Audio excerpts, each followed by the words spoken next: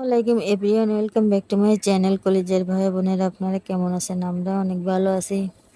আপনাদের প্রতি রইল অপ্রান্ত ভালোবাসা ও অভিনন্দন। হোক না ভাঙা ঘর, সুখের হাসিটা অতি মূল্যবান। মূল্যটা সবাই বোঝে, তবে সেটা হারিয়ে যাওয়ার পর। খুব পছন্দের মানুষের সাথে খুব বেশি সম্পর্ক থাকে না। নিজেই তো নিজের মতো হতে পারলাম না, অন্যের মনের মতো কিভাবে হব?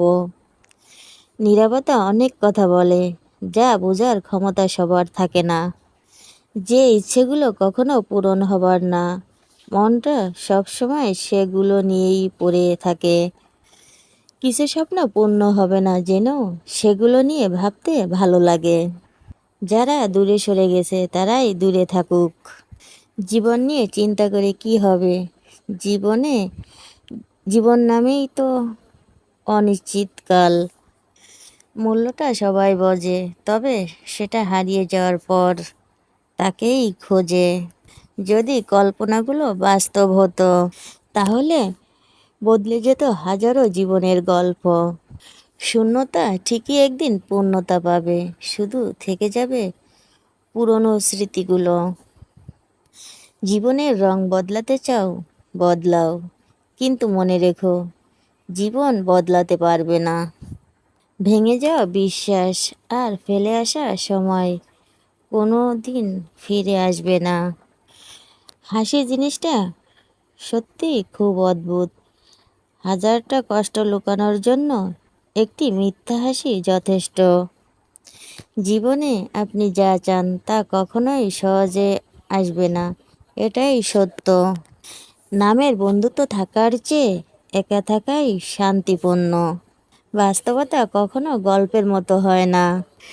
নিজের স্বার্থের জন্য সম্পর্ক নষ্ট করে এরা নাকি সেলফিশ, আবার এরা নাকি আমার আপনজন। সব ব্যথা সবাইকে জানানো ঠিক না। কিছুটা দেওয়াল জানুক, আর কিছুটা আয়না দেখুক। শরীরে করা আঘাত যতটা না কষ্ট দেয়, তার থেকে বেশি কষ্ট হয় যখন কেউ বিশ্বাসটাকে অবিশ্বাস মনে করে। শরীরের সব থেকে দামি জিনিস হলো হৃদয়, যেখানে থাকার যোগ্যতা সবার থাকে না। আমার পিছনে তারাই কথা বলে, যারা আমার সামনে দাঁড়ানোর ক্ষমতা নেই। কেউ বলে তুমি ভালো, আবার কেউ বলে তুমি খারাপ। আসলে যার মানসিকতা যেমন, সে ভাবে তেমন। দেখানো ভদ্র থেকে স্পষ্টবাদী ভদ্রতা হওয়া অনেক ভালো। আমি দুষ্টু মেয়েকে পছন্দ করি, কিন্তু শয়তানি কেনা। বাহানা বানিয়ে লাভ নেই। থাকার হলে থাকিস, না হলে ফুট নিজের রাস্তা দেখিস। কারো অ্যাটিটিউড সহ্য করি না, কাউকে কাউকে ইমপ্রেস করি না। হ্যাঁ, এটাই আমি।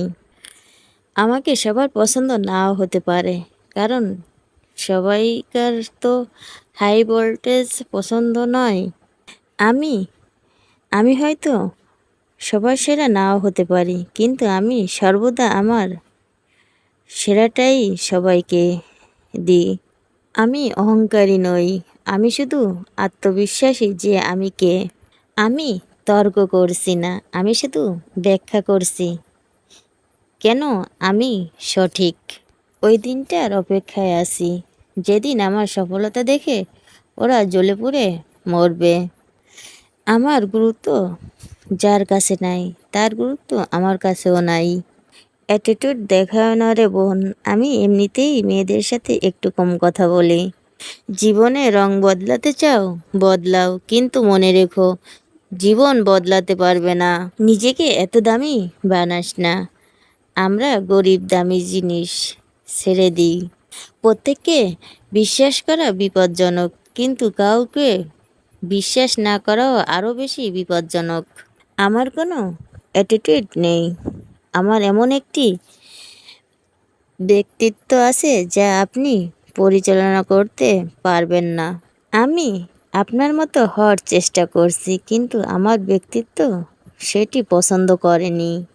যে মায়া ত্যাগ করতে জানে তার কষ্ট কম, কারণ মায়া জিনিসটা নেশার থেকেও খারাপ।